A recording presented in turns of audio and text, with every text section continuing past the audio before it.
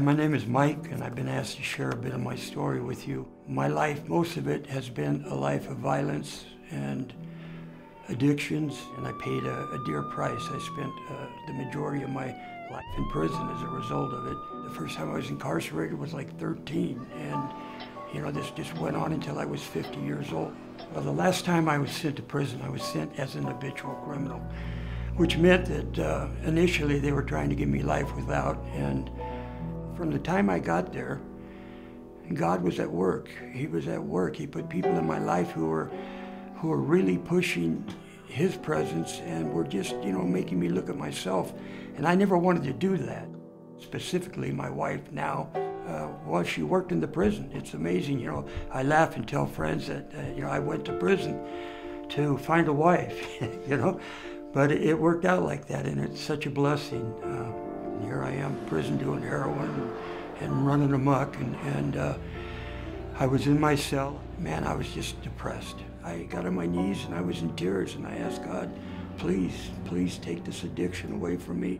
It wasn't until I asked Jesus to take away my addiction that it was done. It was so miraculous. All the other times there were severe withdrawals and all the things that go with it, and this time it wasn't like that. God made it clear from that moment on that He was taking charge now, and I wasn't turning back anymore.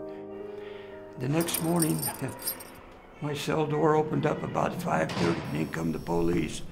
And they went right to where I hid my stuff, and and they got it. And I thought to myself, God, this isn't the way I planned this, but there it was. That started events, just one after the other, where the paperwork on the write-up for the things that I was doing and stuff was lost. Prison guards that were kind of after me all the time started treating me right and nice and telling me, hey man, you need to get back in this drug program within the prison. All of these things were happening, and I thought, man, this is God doing this. And in the middle of all this, there were different court times for me before it was all over.